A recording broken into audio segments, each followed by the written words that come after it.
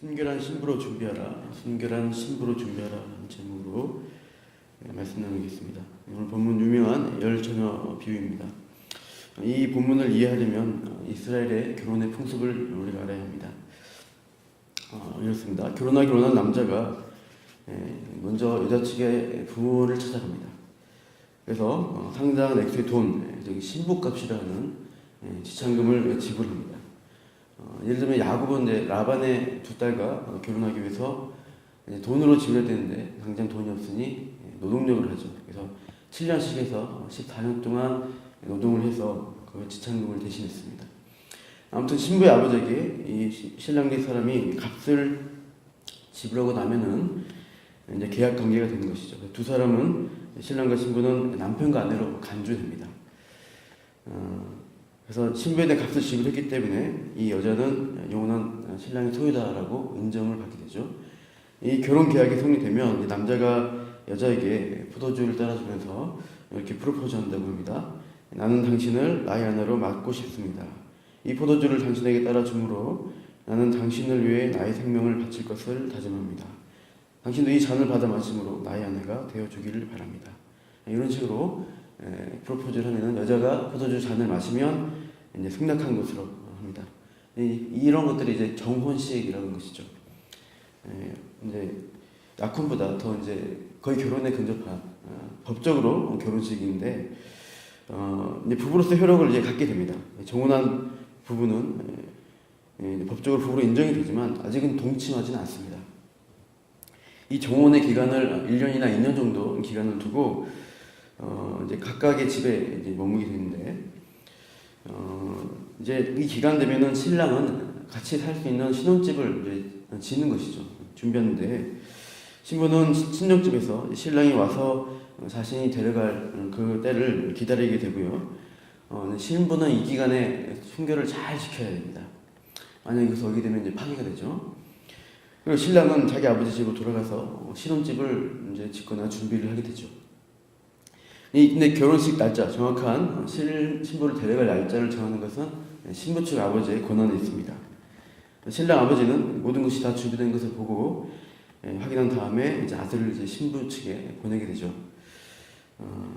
그러니까 이 결정 날짜의 권한이 아버지에게 있기 때문에 당장은 신랑도 또 신부 측도 모르는 상황입니다. 신부 측에서 언제냐라고 미리 물어볼 수가 없다고 해요. 다만 신부가 아는 것은 모든 것이 다 준비되면 신랑이 나를 데려올 것이다. 이것을 알고 이제 준비하는 것입니다. 이 현대 이스라엘 풍습도 그렇다라고 하는데요.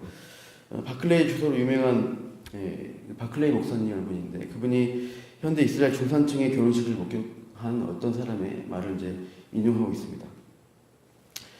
그러니까 이 이스라엘 결혼식은 일주일 정도의 혼인잔치가 벌어지는데 이 기간에 이제 신랑과 신부는 왕과 왕후의 칭을 받으면서 인생 최고의 잔치를 일주일간이나 벌이게 돼요.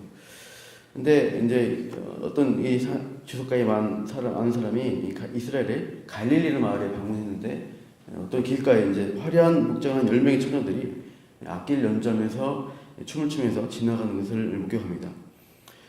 그래서 신부 측 들러리라고 신랑 무대가 대기하는 것이라고 이제 통역자가 알려주니까 그럼 결혼식을 이제 볼 수 있냐라고 하니까 그 통역사가 결혼잔치가 오늘 저녁이 될지 내일 저녁이 될지 혹은 그 주일 내에 언제가 될지 아무도 확실하게 모릅니다. 그러니까 이 방식의 결혼식 특징은 신부 측이 방심할 때 신랑 측이 찾아오는 게 좀 극적인 것을 연출한다고 합니다. 얘기하지 않을 때 때로는 밤중에 오는 경우가 많습니다. 신랑 측에 올 때 신부 측 들러리가 이제 신랑 측 올 때 신랑 측에 이제 친구들 있죠. 그 들러리들이 이렇게 외친다고 해요. 보라, 신랑이 오신다 이렇게 외치면서 오는 것을 알 수 있도록 외치면서 이제 방문을 하게 됩니다. 이 외침을 들으면 저 멀리서 신랑이 오고 있구나라는 것을 이제 알고 밤중이면은 계속 이제 등을 밝혀서 이 집이 신부 측 집이라는 것을 이제 들러리를 밝혀주고 있는 건데요. 근데 이 등불을 더 이제 들고 나가서 이제 신랑 측 사람들을 맞이하게 되죠. 그리고 이제 신부 측 사람들이 계속 등불을 밝혀서 함께 혼인잔치 길로, 혼인잔치 하는 장소로 신랑 측 모두가 이동을 하게 됩니다. 이스라엘의 이 결혼식의 풍습인데요. 오늘 본문에 보시면 이 열 처녀, 그러니까 신부 측의 들러리입니다. 이들이 나옵니다. 그런데 본문에 2절에 보면 다섯은 미련하고 또 다른 5명은 설기 있다라고 합니다. 왜 그러냐? 3절 보면은 미련한 자들은 등을 가지고 있지만 여분의 기름을 준비하지 않습니다. 4절에 설기 있는 자들은 여분의 기름을 그릇에 담아서 등과 함께 준비하기에 지혜롭다는 것이죠. 신랑 측이 언제 올지 모른다는 특징이죠. 그래서 생각이 있는 들러리면 혹시 늦게 올 거나 방심한 때 올 것을 예상해서 여분의 기름을 가지는 게 참 지혜로운 것입니다. 5절 보시면 신랑 측이 예상보다 더디게 오는 거죠. 생각만큼 빨리 오지 않았습니다. 예기치 못한 때 오는 것이죠. 기다리다 지쳐서 이제 밤중에 다 졸면서 잠을 자게 되었습니다. 그러다가 한밤중에 예상 못한 시간에 이제 소리가 들립니다. 신랑 측의 들러리가 외치죠. 보라, 신랑이로다. 맞으러 나오라. 이렇게 외치는 소리를 듣게 됩니다. 이제 등을 밝히고 있던 신부 측 들러리들이 등을 들고 그 문 앞에 서서 신랑 측을 맞아야 되는데 이제 등을 계속 켜놓고 있었기 때문에 너무나 늦게 온 상황에서는 기름이 그 횃불에 붙어있던 기름이 다 탄 것이죠. 더 이제 불이 꺼져가는 상황이 된 것입니다.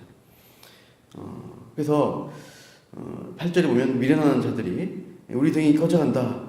너희 기름을 나눠달라고 슬기로운 자들에게 요청하죠. 9절 보시면 슬기는 자들은 우리와 너희가 쓰기에 다 부족할까 하니 차라리 파는 자들이 가서 너희 쓸 것을 사라 이렇게 합니다. 이것을 나누면 이제 식을 망칠까봐 너희들은 당장 빨리 가서 뭐 해봐라 이렇게 말하죠. 그러나 문제는 뭡니까? 10절에 그들이 살아간 사이에 신랑 측이 다 도착하게 되고 슬기로운 준비했던 자들은 혼인잔치에 신랑과 함께 들어가고 문은 닫히게 됩니다. 그러니까 신랑이 언제 올지 모르기 때문에 항상 깨어서 준비하는 상황을 말씀하고 있습니다. 나중에 11절 보시면 남은 처녀들, 미련했던 자들이 찾아와서 주여 주여 우리에게 열어주소서라고 하는데 주님 말씀 뭡니까? 12절 13절 같이 읽겠습니다. 대답하여 이르되 진실로 너희에게 이르노니 내가 너희를 알지 못하노라 하였느니라. 그런즉 깨어있으라. 너희는 그 날과 그때를 알지 못하느니라. 주님이 깨어있어야 한다. 항상 이 깨어있어야 하는 것은 기름을 준비해서 등을 밝히는 그 직무를 잘 하고 있어야 한다. 신랑이 언제 올지 모르기 때문이다. 밤중에 예상하지 못한 시간에 올 것이기 때문에 참으로 깨어서 준비해야 된다라고 말씀하시면서 그 신랑 되신 우리 예수님이 이렇게 말씀하시죠. 내가 너희를 도무지 알지 못한다. 천국을 준비한 자들은 주님이 재림하실 때 언제 오실지를 모르기 때문에 주님에 대해서 우리가 항상 대비하고 깨어있고 이제 처녀들이 그 기름을 준비해서 등을 계속 밝히는 것처럼 우리가 항상 주님과의 교제, 주님이 오시길 기다리면서 신랑을 생각하면서 기다리는 그러한 우리 신부로서의 순결을 지키는 일들, 그런 것들을 계속 해야 된다는 것을 말씀합니다. 그 영적 교제가 알고 있는 것이죠. 미리 알고 있을 때 신랑 측에 대해서, 우리 신랑 측 예수님에 대해서 뭐 몸으로는 보지 못하여도 우리가 말씀과 기도 가운데 그분의 뜻을 알고 기다리고 소망을 갖고 있는 영적인 교제들이 있다는 것입니다. 이런 자들은 그런 것이 없는 것이죠. 관계도 없고 교제가 없고 그냥 자기 뜻대로 자기 생각대로 있다가 참 마지막 때 그 혼잔치에 들어가지 못하는 비참한 상황에 처하게 됩니다. 우리가 재림의 종말의 때를 알지 못하므로 우리가 평소에 주님 알기를, 또 우리가 순결한 신부로서 자신을 준비한 일에 우리가 매일매일마다 그렇게 깨어 신앙생활을 해야 할 것입니다. 어제 우리 교회 집사님 한 분이 장례를 돌아가시게 됐습니다. 참 우리 이 죽음을 보면서 우리에게도 개인적 종말이 언제 올지 모른다는 것을 우리가 기억해야 할 것입니다. 우리 몸이 노쇠해지고 참 질병이든 때로는 예상 못한 어떤 상황이든 또 나이가 들어갈지라도 우리가 죽을 때가 될 때를 우리가 기억하면서 항상 깨어서 우리가 그 가야 될 본향에 대해서 항상 묵상하고 믿음을 점검하는 또 우리가 준비해야겠고요. 또 이 주님 말씀하신 재림, 지구적 종말인 재림의 때 그 영광의 소망, 참 영광스러운 혼인잔치를 부르실 것을 또 우리가 기대하며 소망 가지고 오늘 하루도 깨어서 순결한 신부로 준비해 되시는 저와 여러분 되기를 축원합니다. 기도하겠습니다. 하나님, 우리가 오늘 예수님이 재림의 때 신랑을 맞이하는 신부의 들러리의 모습을 비유로 말씀하신 것을 보았습니다. 지혜롭고 슬기로운 자는 기름을 준비하여 등불을 꺼지지 않도록 밝히는 자들이라고 하셨습니다. 오늘도 우리가 신랑 되신 예수님을 기다리고 소망할 때 우리 마음대로 신랑이 없는 것처럼 마음대로 세상과 못하며 살아가는 것이 아니라 순결한 신부로서 우리를 준비하고 항상 말씀과 기도의 등불을 밝혀서 주님이 오신 것을 기대하고 소망하고 또 그분과 영적으로 교제하는 가운데 그 주님의 때 우리가 주님을 맞이하고 기쁨의 잔치를 벌이기를 원합니다. 오늘 하루 살아갈 때 원조차 알지 못하기 때문에 우리가 매 순간마다 깨어있게 하여 주시옵소서. 오늘도 순결한 신부로 한 사람 한 사람 인도해 주실 것을 기대하며 감사하며 예수님 이름으로 기도합니다.